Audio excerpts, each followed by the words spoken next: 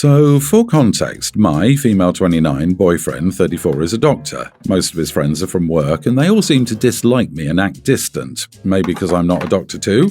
I don't know, and I don't care, honestly. But since we started dating, they've been asking to hang out without me, and they leave any event I'm at. My boyfriend said they're just taking their time to get used to me. Anyways, his birthday was days ago. I'd arranged for the party and paid for everything. It wasn't a surprise since the party was held at the restaurant and he needed heads up to invite his doctor friends.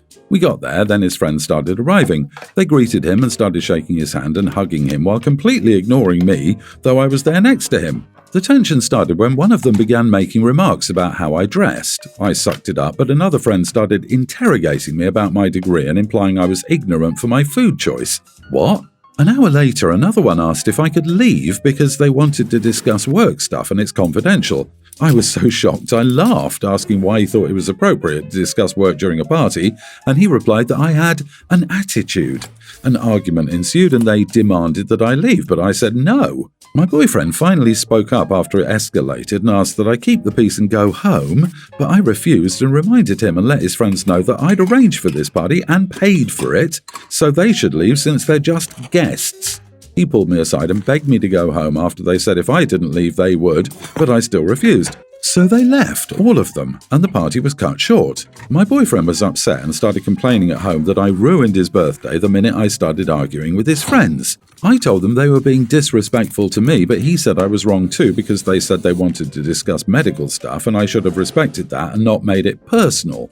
He's not speaking to me now. I was so hurt I couldn't argue anymore. I felt like I ruined his birthday by making a scene like he said and acting passive-aggressive.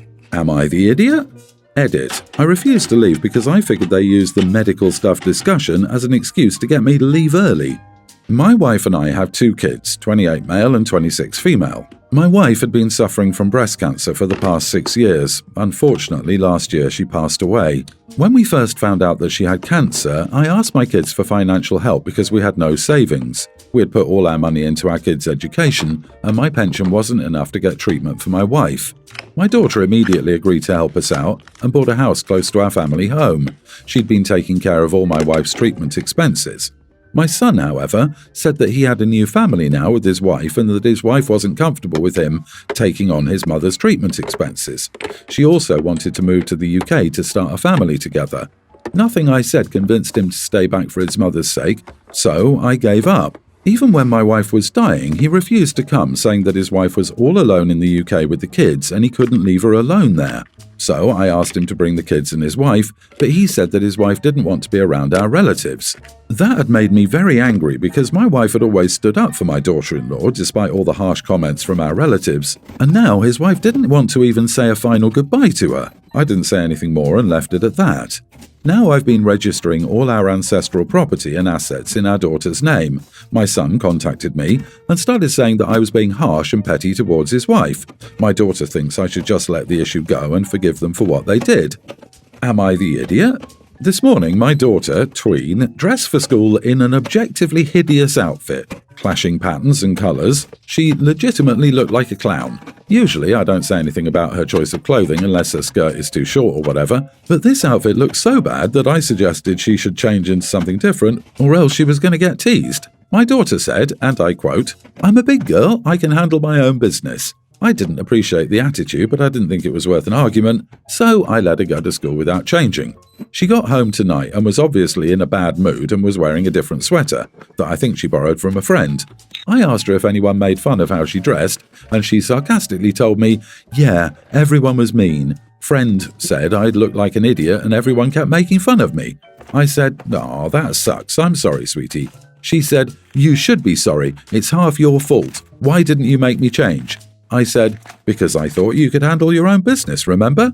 She went into her room and slammed the door. She hasn't talked to me since. So, am I the idiot for letting her wear what she wore? She is still a kid, and I absolutely knew when I saw her clothing that she would get laughed at by her peers. My husband thinks the whole thing is amusing and is telling me not to worry about it, but I'm feeling a little guilty because it sounds like many people made fun of our daughter. I didn't invite my parents to my wedding because they always took my sister's side even when she falsely claimed that my fiancé forced himself on her. My sister, female 28, is the golden child. She could do nothing wrong with my family. She is very beautiful and she got away with everything, even stealing 3 of my boyfriends in the past. I met my fiancé 5 years ago. I was in love with him immediately, and I think so was he. That left me reluctant to introduce him to my family, and sister in particular, because he's her type, rich and good-looking. After a year of secretly dating him, I was running out of excuses as to why I couldn't meet my family. I literally thought, screw it. If she took him, better now than when I've invested more years on this dude. She acted precisely as I expected. She was flirty from the get-go. Except this time my fiancé didn't reciprocate and ignored her. One day my fiancé told me that he was receiving flirty texts from her and even one picture of her in a bra. I confronted her and we had a row in Mom's kitchen. She went upstairs crying, telling me that if she really wanted him, she would have him. My mom kicked me out and told me he's more my sister's age anyway. About 3 years ago, I was out of town for work for 2 weeks. And one evening, my fiancé started a video call on his iPad to show me how he was taking care of my bonsais. He was teasing me, pretending he's killing my plants, when the intercom called. It was my sister, so he buzzed her up. I told him to leave me on call to see what she's up to. She had a very short dress and heels. She came on to him, so I started recording. He told her no multiple times that she asked him why he chose a loser instead of her. She then tried to kiss him multiple times, telling him to at least try before saying no. He pushed her away eventually, and she stumbled and fell over our glass coffee table. She started screaming, and my boyfriend panicked and called the ambulance. I was terrified. She had injured her thigh and needed stitches all the way up to her waist. My sister pressed charges and claimed that fiancé tried to violate her, unaware that I have recorded the whole interaction. When the truth came out, my fiancé pressed charges for assault and defamation. She didn't get any jail time, but had to pay him a hefty sum, something my parents thought was unfair since he didn't need the money. This ruined my sister and her reputation, so she moved to another city and cut all contacts with everyone, including my parents who took her side all the way. My parents blamed me for ruining her life and bright future, and my mom always lamented her and accused me of taking a stranger's side, purely to take revenge on my sister for being more popular and successful than me. I went low contact after this, almost no contact. My relationship with my fiancé didn't change, but it was strained with my soon-to-be in-laws who thought I have brought drama to them, and that their son was on the verge of losing everything because of me. We have a much better relationship now. It took time for them to trust me again. I'm very close with my soon-to-be mother-in-law and sister-in-law, and father-in-law treats me like I was his daughter. In fact, they're paying for the whole wedding. I never told my parents about me getting engaged or about the wedding. My aunt and 2 cousins are the only ones who are invited from my side of the family. We're having a weekend wedding in Tuscany. My parents are now so indignant that they aren't invited. My mom has been trying to call and text me, but I deleted before even reading. I don't know what to tell her, really. It feels like hate, the thing in my chest, but it can't be possible to hate your own parents. Today my aunt said that my mom is slandering me all over Facebook. It has threatened my aunt by boycotting if she attended. I don't know if I should continue ignoring them or confront them. This is not easy. I don't want it to escalate. My parents prodded me, 23 male, to study hard, earn good grades, and involve myself in extracurriculars throughout high school. They constantly said things along the lines of, look at person A's sister, she's attending Harvard Law, and follow person B's example, he's doing an MBA at Stanford. I did as I was told and was accepted into one of the Ivy League universities. I vividly remember crying out of sheer happiness when I logged into the portal and saw my acceptance letter. I thought that my parents would be just as excited as I was, but imagine my shock when they said, we think you should attend state school because it's a lot cheaper and just as good for your major, computer science, as the university. We earn X per month, the mortgage is Y per month, so we must support the family on Z per month. Where's the money for you to attend uni? They logged into their bank account and invited me to do the budget calculations myself. I did them, saw that their numbers added up, and declined my uni offer, as much as it pained me. I went to state school for my bachelor's and master's in computer science. I currently work at a well-paying job, which means I'll pay off my student loans relatively quickly. My parents said they'd pay the difference after I took out the max in federal loans per school year. My sister, nearly adult, called in December to tell me that she was accepted early into one of the Ivy League universities. I congratulated her on getting in and asked her if our parents would force her to decline the offer as well due to the cost. She told me that Dad told her not to worry about the cost. I then put two and two together, made an excuse to leave, and hung up the phone. I couldn't believe that I hadn't put two and two together before that moment. My dad has worked at a different well-paid job since 2006. These companies give their employees a lot of stock per year, which meant that when I was getting my college acceptance letters, spring 2016, my dad's shares were worth hundreds of thousands, possibly even millions of dollars. As a result, my dad can pay for my sister's tuition by selling off some of his shares. The next time my parents FaceTimed me, I asked them why they were unwilling to sell some of my dad's shares when I was accepted into a well-paying job. They visibly tensed up and muttered something about how their financial decisions were none of my business. I told them that this was the last time I'd ever speak with them because they were liars who pulled a giant bait and switch on me. This all happened shortly before Christmas. The girlfriend asked me why I've been declining all of their calls lately. After I explained to her why, she told me that she could see why I was angry, but she also told me that I really shouldn't be complaining as I'm in a better financial position than at least 95% of people our age. So, am I the idiot? My girlfriend loves to read, and she gets really involved with the books she's reading, and she usually rants and raves about them. It was never a problem, but about 3 months ago she started to read a lot of romance novels. This happened at least twice a week. She started to project things onto me. For instance, if she's mad at someone in the book, she gets mad at me. Some days she'll tell me not to speak to her and criticize me, and I would be wondering what I did wrong and try to talk to her, and she'll just leave the room. The next day she'll sheepishly tell me that she'd been mad about something that happened in the book. She also sometimes gets mad at me and points out something really romantic the lead may have done for the woman, and she gets upset at me for not being that romantic.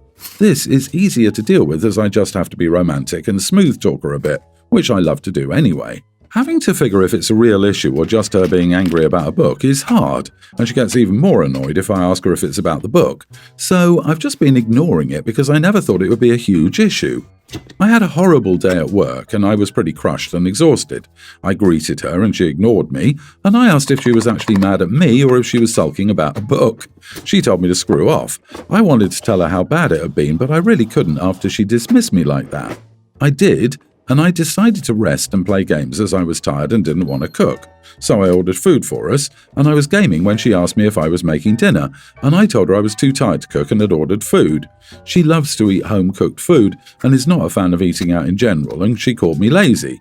I snapped that maybe one of her imaginary boyfriends could cook for her because I was too tired to do it. She refused to eat the food I delivered, and she went to bed hungry, and I feel like such an idiot right now. I feel terrible that I upset her, and I know that I should have dealt with this maturely and not insulted her. So, am I the idiot? When I was 21, I got a girl named Kat pregnant. I didn't want the kid or to be part of their lives, but I was pressured by my father to do so, saying stuff like, "A man doesn't abandon their woman or child." Kat was happy when I was in her life, but I got scared and left once she gave birth. After my daughter turned 1, I went no contact with Kat and my daughter for 16 years. Once I left, my life changed. I started a new career in music, made a lot of money, and recently dated a new woman 4 months ago. But my father still reminds me of Kat every day, saying how I'm a deadbeat for abandoning her. In addition, my father still sees Kat and my daughter and pays more attention to them than me. This made me jealous. But at the same time, I felt guilty. I felt that I was young and scared, and I didn't have the emotional experience I did now. I wanted to get back in contact with my daughter because of this. She's 18 now, so maybe she wants to see me. Through my father, I was able to get Kat's contacts. I talked to her about life and how things were going. She told me to cut the crap and ask what I wanted. I said, to be blunt, I want my daughter back and to build a relationship between you and her again. I want to be a father again. Kat told me she doesn't want me near her daughter and she already has a father. Apparently, when I left, Kat married a man a few years later. She considers him the father. She hung up, but I didn't stop there.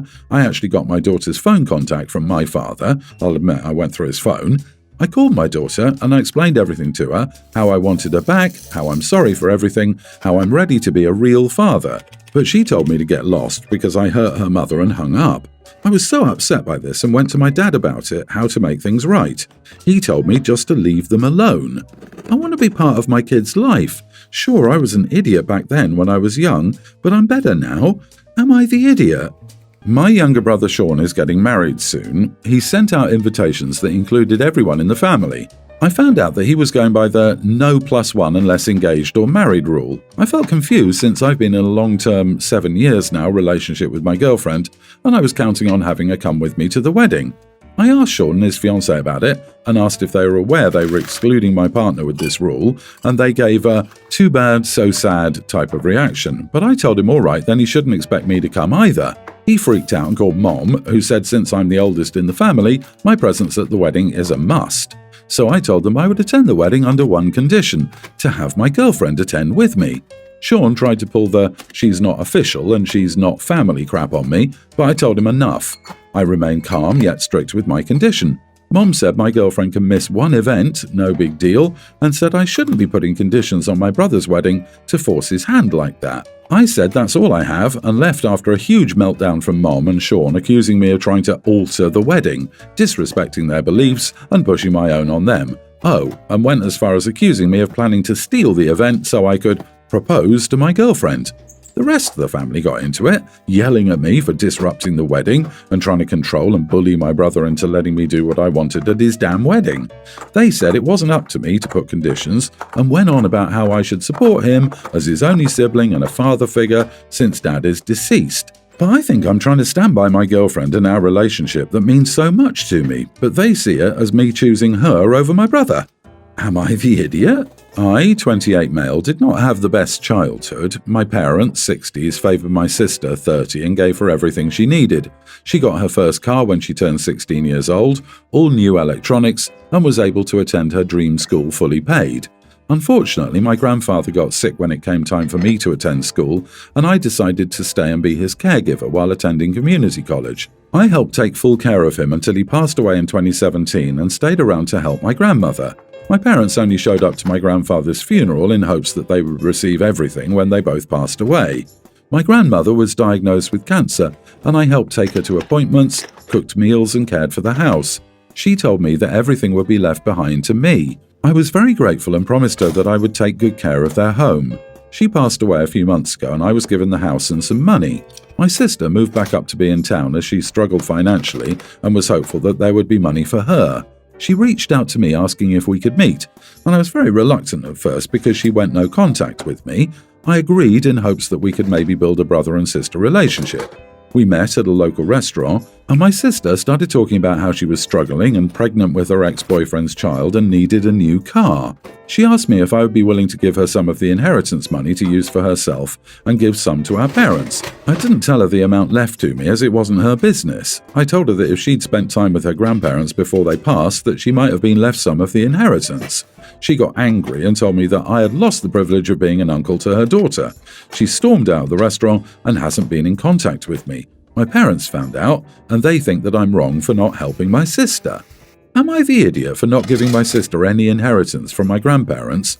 Imagine someone performing facial reconstructive surgery on themselves to evade police after committing a murder. Lindsay Hawker was an English woman who moved to Japan to pursue her dreams of being a teacher. One evening in March of 2007, a man approached Hawker on the train ride home from work. He claimed that she was his English teacher even though she wasn't. He followed her when she got off the train and begged for a glass of water upon arriving to her house. She felt sorry for him and allowed him into her flat, but made sure to introduce him to her two flatmates as a precaution. Once he was inside, he drew a picture of her, signing it with his name, phone number, and email address. They chit-chatted and agreed to meet for an English lesson at a cafe 4 days later, which was okayed by the school she was employed by. On Saturday, March 24th, Hawker meets up with the man in a cafe for their lesson. Afterwards, he convinces Hawker to catch a taxi to his apartment close by as he forgot his wallet and still needs to pay her. When they arrive, Hawker tells the taxi driver to wait as she's only going to be a few minutes. 7 minutes later, the taxi driver leaves saying that she changed her mind and decided to stay. However, what happened was much graver and makes you think what would have happened if the taxi driver had just double-checked. Things might have turned out differently. A couple days later, Hawker's employers call her family and report that the usually conscientious young woman hadn't reported for work in 2 days. Her family then calls Tokyo police, but Hawker's flatmates, who had the man's name and contact details, had already alerted police after Hawker didn't come home. On March 26, 2 officers pull up to a flat owned by a man named Tatsuya Ichihashi, but aren't permitted to knock without a proper cause. When 9 officers show up, Ichihashi, who was inside the apartment all along, makes a run for it. The officers didn't have radio, so they couldn't communicate to each other where he was running to in the building, which allowed him to escape successfully. When police entered his apartment, they were horrified. They spot a bathtub on his balcony. Inside was a mixture of soil and sand, and unfortunately, Hawker's badly beaten body. She had been bound, gagged, and her head had been shaved. After an investigation, it seemed that the man was trying to either bury the body in concrete or wait until it decomposed. He had made 6 visits to the local hardware store buying the materials in a couple days after the murder leading up to the arrival of police. After his escape, police added him to the most wanted list and went as far as making life-size cutouts of the suspect to raise awareness to the case, but it was no use. Over the next few years, Ichihashi would complete over a dozen facial reconstructive surgeries on himself to avoid getting caught. For the next 2 years, after brutally assaulting and murdering Lindsay Hawker, a man named Tatsuya Ichihashi was on the run from police and even went as far as performing over a dozen facial reconstructive procedures on himself to evade them. Desperate to avoid being captured, he had sliced off part of his own lower lip to make it look thinner, added folds to his eyelids, and cut off moles that appeared prominent in his wanted posters. However, parts of the moles remained, which was the reason for his eventual capture. Ichihashi went to a clinic in Nagoya to complete a procedure that would slim and lengthen his nose. Even though he looked different than his wanted posters, the moles he failed to completely cut out prompted the workers at the clinic to send photos of him to police. A few days later, on November 10, 2009, over 2 years after Hawker's murder, Ichihashi was arrested in Osaka when attempting to board a ferry to Okinawa. He initially refused to cooperate with police and gave no confession. They had to charge him with abandoning a body and served him with 2 warrants for assault and murder. His lawyer stated that he was threatened with a death penalty if he refused to speak. Finally, on December 23rd, one of his lawyers announced that he had acknowledged his involvement in Hawker's death but stated that he never intended on killing her. He stated that shortly after Hawker entered his apartment, he administered strong blows to her, bound her, and assaulted her. During that time, he accidentally choked her while trying to stop her from crying out for help. He claims that he called an ambulance while trying to resuscitate her once he realized what he had done, but it was too late. A ruling said that there was no evidence of these claims whatsoever. His trial began in July of 2011. The presiding judge stated that this crime was inexcusable and savage. Hawker's family wanted the death penalty, but prosecutors demanded life in prison. Capital punishments are rare in Japan in cases with only one victim. On the account that he was 32 and lack of previous convictions, authorities believe there was a chance Ichihashi could be rehabilitated. Whether or not he can remains to be seen. He was sentenced to life in prison and under Japanese law will have to wait 10 years before being eligible for parole, which means he will be eligible this year. Hawker's family was still pleased by the ruling as they had waited so long for justice. In 2013, Ichihashi released a book detailing the 2.5 years he eluded police. He offered the royalties to Hawker's family, and understandably so, they refused.